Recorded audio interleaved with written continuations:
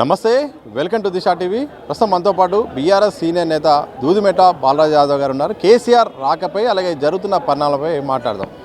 Boss వస్తున్నాడు, ఇక పులి బయటకు వస్తుందని కూడా బీఆర్ఎస్ అంటుంది. ఇప్పుడు ప్రభుత్వం అయితే మాత్రం మేము పనిచేస్తున్నాం, ఇచ్చిన మాట ప్రకారం చేస్తున్నాం, ఎవరు ఎన్ని చేసినా మాత్రం మాదే మరోసారి అధికారం అని కాంగ్రెస్ అంటుంది.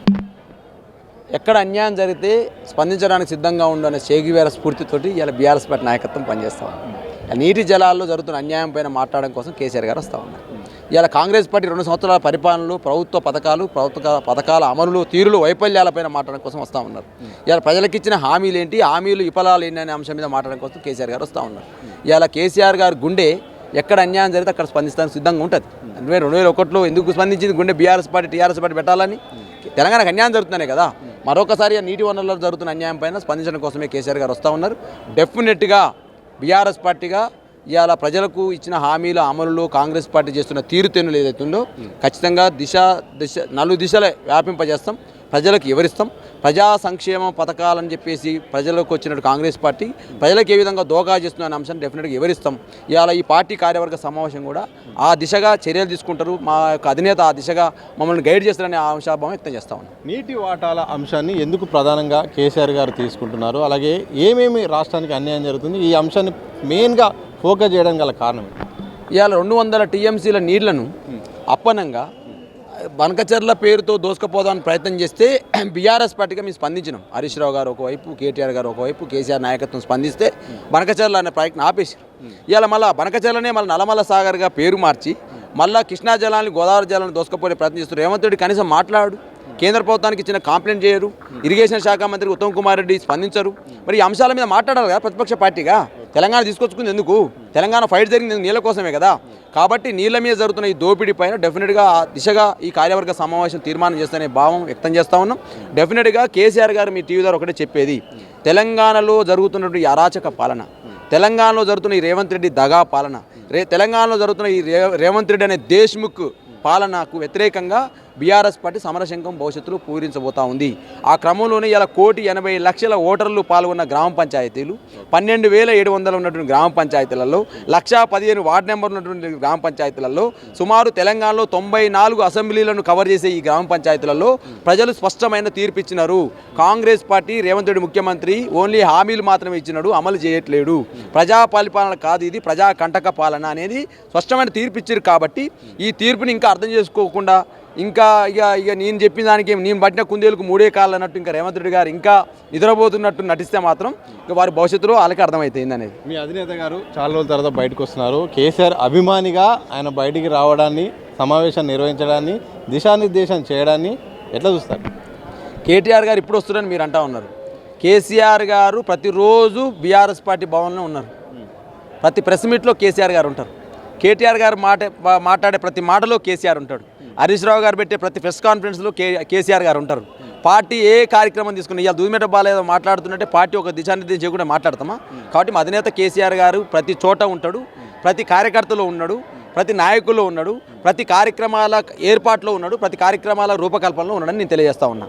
కాబట్టి కేసీఆర్ గారు సరిపోడు. కేసీఆర్ ఇలా రేవంత్ రెడ్డి గారు తను పోల్చుకుంటూ ఓకే ముఖ్యమంత్రి అయితే కావచ్చు, కేసీఆర్ గారి తర్వాత 2వ ముఖ్యమంత్రి నువ్వైనా కావచ్చు, కానీ రేవంత్ రెడ్డి గారికి, ముఖ్యమంత్రి గారికి అస్మాన్ పరక్ ఉంది.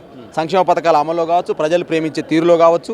ఇవాళ నువ్వు కనీసం పేద పిల్లలకు మెస్సు పెట్టే పరిస్థితి లేదు, కానీ మెస్సీతో ఫుట్బాల్ ఆడే పరిస్థితికి వచ్చిన రేవంత్ రెడ్డి. ఇవాళ 100 మంది చనిపోయారండి పేద పిల్లలు, SC, ST, BC మైనార్టీ పిల్లలు హాస్టళ్ళల్లో విషాహారం తిని, కలుషితాహారం తిని, పాము కాట్లకు గురయ్యి, ఎలక కాట్లకు గురయ్యి, మనం ఇలా బాత్రూమ్ లేని పరిస్థితి కదా. ఆ పిల్లలు అడ్డం పెట్టుకొని ఇలా బాత్రూమ్ పోయే పరిస్థితికి వచ్చినావు. వాళ్ళకి విద్యాశాఖ మంత్రిగా ఉన్న ముఖ్యమంత్రి రేవంత్ రెడ్డి గారు వాళ్ళ గురించి మాట్లాడమంటే ఎవరు చనిపోలేరని చెప్పి ఎకిలి మాటలు మాట్లాడుతూ ఉన్నాడు. నీ ఎకిలి మాటలకు, నీ పిల్ల చేష్టలకు, నీ యొక్క విపరీత బుద్ధికి డెఫినెట్గా భవిష్యత్తులో ప్రజలు పరిష్కారం చెప్తారు.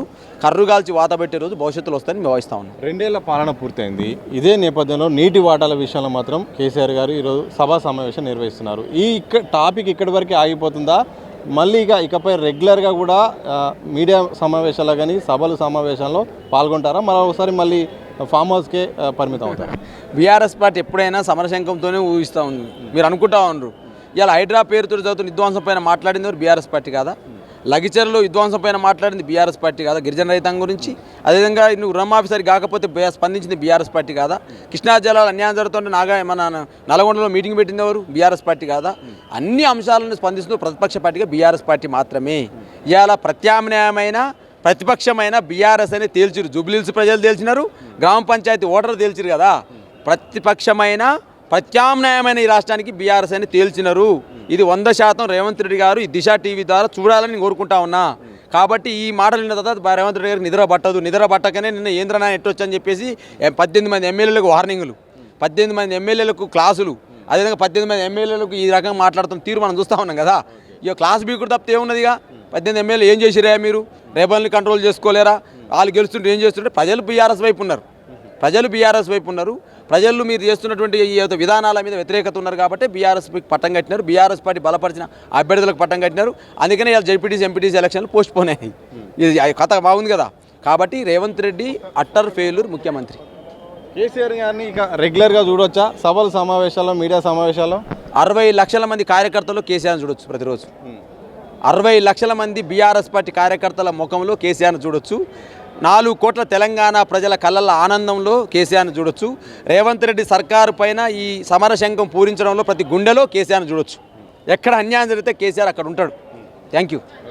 ఎక్కడ అన్యాయం జరిగితే అక్కడ కేసీఆర్ గారు ఉంటారు.